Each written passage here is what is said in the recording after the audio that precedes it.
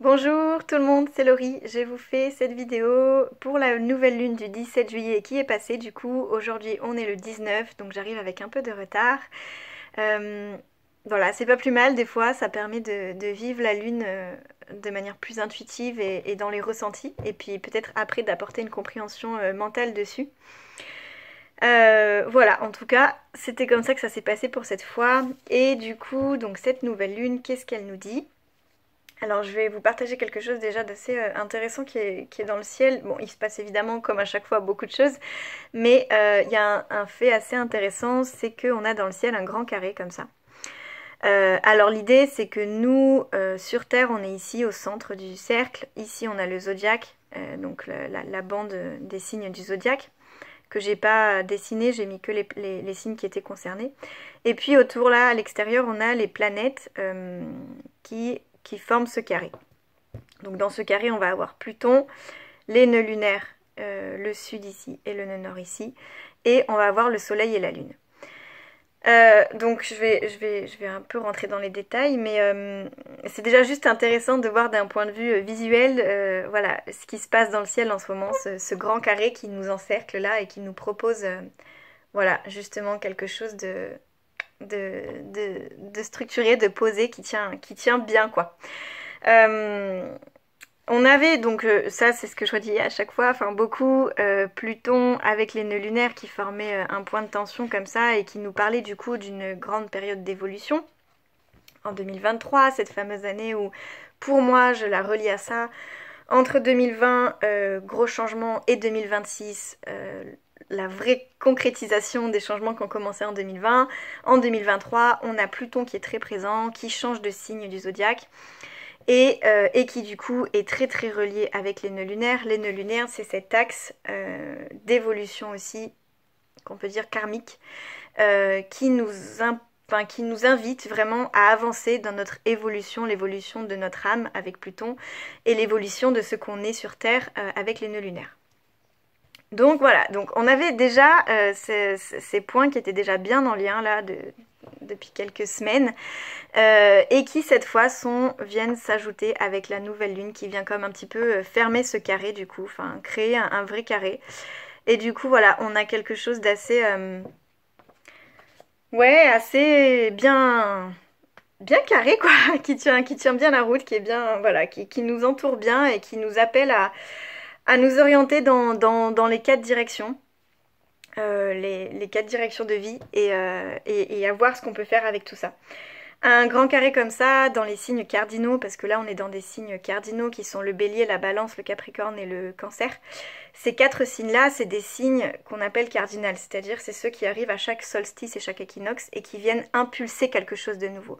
C'est ceux qui démarrent une nouvelle saison. Et du coup, ces quatre signes-là portent en eux une énergie de mise en mouvement, mise en action.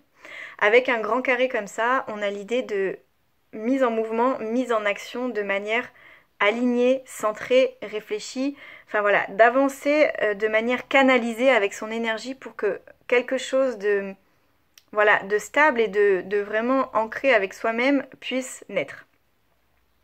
Voilà, donc ça c'est... voilà, il y aurait plein de trucs à dire juste sur ce carré-là, mais je vais pas aller plus loin pour pas que ça fasse trop long. En tout cas, voilà, visuellement, c'est juste intéressant. Et alors, ce qui se passe pour cette nouvelle lune, c'est que quasiment au même moment, à quelques heures près, j'ai plus l'heure exacte, mais quasiment au même moment, on a l'axe des nœuds lunaires qui change de signe, justement. Alors, il était dans mon schéma juste avant, mais l'axe des nœuds lunaires, il ressemble à ça, c'est-à-dire qu'on a deux points, voilà, qui ressemblent à...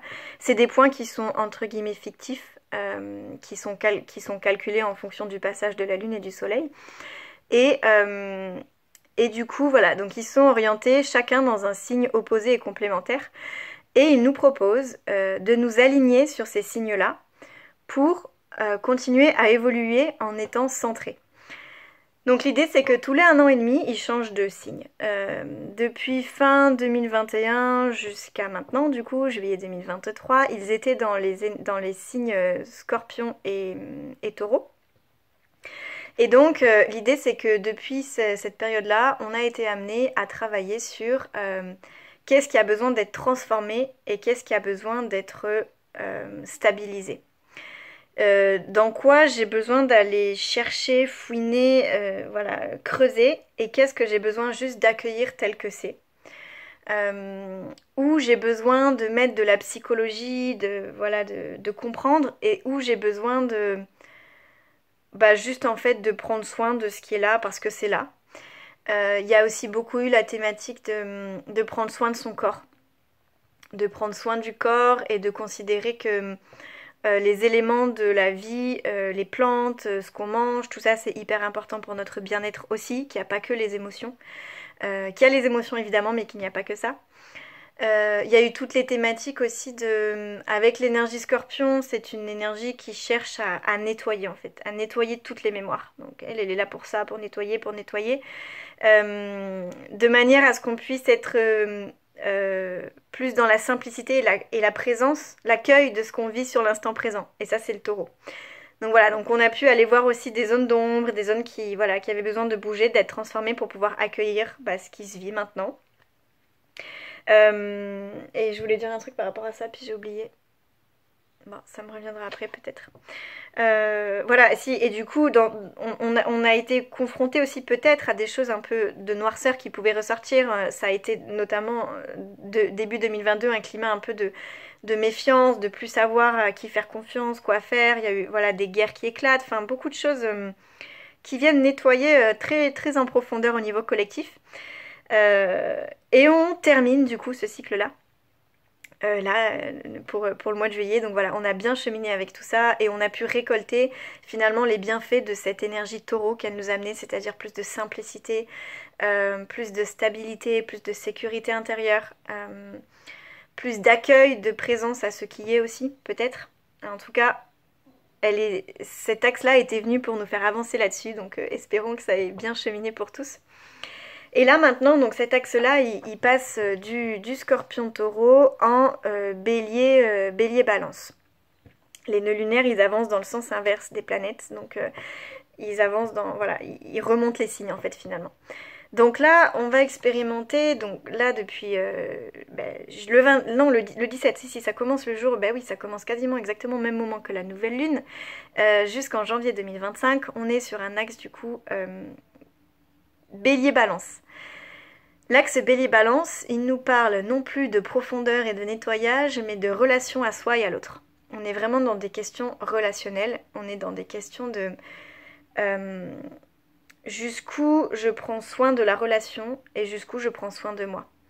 Est-ce qu'on ne va pas, dans les semaines ou les mois qui arrivent, se perdre un petit peu dans l'autre?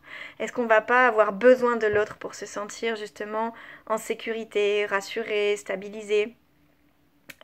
Et que du coup on va peut-être se perdre soi-même, perdre ce qui nous fait du bien à soi, perdre finalement qui suis-je, qui suis-je finalement, à quoi j'aspire, de quoi j'ai besoin, ça peut être un petit peu toutes ces questions-là entre moi et en même temps il y a l'autre en face, qu'est-ce qu'on fait ensemble, qu'est-ce que toi tu fais, qu'est-ce que moi je peux faire avec toi, enfin voilà, il va y avoir en fait toutes ces questions-là qui peut-être même peuvent déjà être assez probantes parce que c'est tombé en même temps que la nouvelle lune, donc il y a peut-être déjà des choses qui sont mises en place. Mais voilà, va y avoir vraiment un espèce de chemin de conscience de soi et conscience de l'autre pendant cet 1 an et demi là. Avec l'idée aussi qu'il peut y avoir vraiment un besoin d'harmonie, de douceur, on a vraiment envie et besoin de ça. Et en même temps, la vie qui nous dit oui, mais jusqu'où en fait? Jusqu'où à un moment donné tu reprends pas aussi ton propre pouvoir personnel? Jusqu'où nourrir l'autre en t'oubliant toi, finalement ça fait du mal aussi à l'autre. Enfin, en fait voilà, ça va vraiment être toutes ces questions-là qu'on va affiner avec le temps et qui vont nous demander finalement un certain positionnement par rapport à soi, par rapport à l'autre, par rapport aux relations.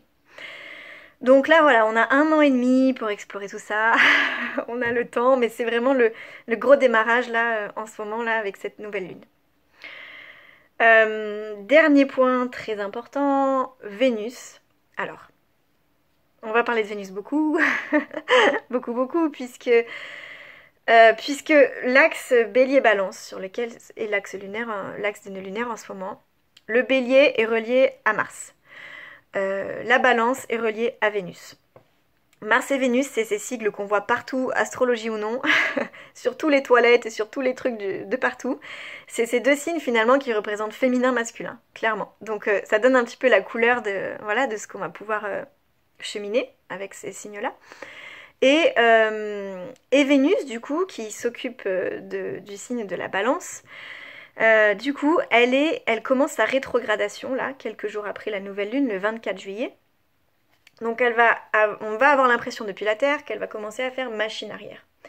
Vénus qui rétrograde, et donc ça va durer jusqu'au 4 septembre. Donc à partir de maintenant et pour tout l'été, on est vraiment dans des questions d'amour et de valeur. On va être dans des questions de... Il peut y avoir d'ailleurs même avec cette nouvelle lune peut-être quelque chose de nouveau qui s'est réveillé en termes d'amour qu'on peut ressentir. Soit qui se réactive, soit qui se manifeste. Enfin voilà, en tout cas, il va y avoir vraiment cette question d'amour, de comment j'aime, qu'est-ce que j'aime, qui j'ai envie d'aimer, qu'est-ce qui me porte en amour en fait, qu'est-ce qui fait que je sens que, voilà, que la vie est belle, que la vie est grande et que j'aime avec tout mon cœur. Quelle est la forme d'amour que j'ai envie de donner, voilà, toutes ces questions-là. Et au niveau des valeurs aussi, alors il va y avoir aussi quelque part la notion de quelle valeur je me donne, et ça du coup c'est l'amour de soi, donc ça se rejoint un petit peu la question des valeurs et de l'amour.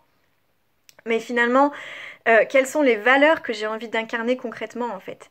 Une valeur qu'on porte, c'est quelque chose de précieux, c'est quelque chose voilà, qu'on a envie de chouchouter, et du coup Vénus nous remet vraiment en face de ça, de nous dire rappelle-toi de tes valeurs, ou alors revois tes valeurs, qu'est-ce qui est vraiment important pour toi là, et que tu as besoin de concrétiser, de manifester. La, ce qui se passe, c'est que quand Vénus commence à rétrograder là, ça peut donner beaucoup de flou en fait. C'est-à-dire que d'un coup, tous ceux qu'on avait l'impression de... Ben voilà, qu'on se posait pas de questions, en fait, d'un coup, on se les pose les questions. Et du coup, ça vient créer une espèce de confusion émotionnelle, enfin voilà, autour de l'amour et des valeurs qui vient nous dire, bah attends, enfin, du coup, qu'est-ce qui est important, je sais plus, vers où je vais, je sais plus, moi, l'autre, je sais plus, enfin voilà. Il peut y avoir tout un pan comme ça qui vient un petit peu remuer. Et l'idée, c'est de vraiment rester observateur, de garder notre carré en tête qui nous dit d'avancer avec quelque chose de canalisé. D'avancer, mais d'être canalisé, et puis d'observer, d'écouter, de ressentir ce qu'on va pouvoir vivre. Parce que, au fur et à mesure de la rétrogradation de Vénus, donc je le répète, entre le 24 juillet et le 4 septembre, il va y avoir une évolution de tout ça. On est vraiment en phase de recherche intérieure par rapport à tout ça.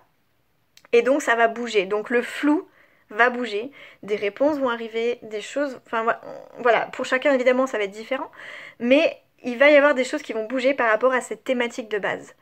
Donc c'est très important d'être observateur, d'essayer juste de voir, de comprendre, de ressentir, parce que potentiellement, après l'été, il y a probablement des choses concrètes qui vont se manifester, qui vont changer, peut-être même avant.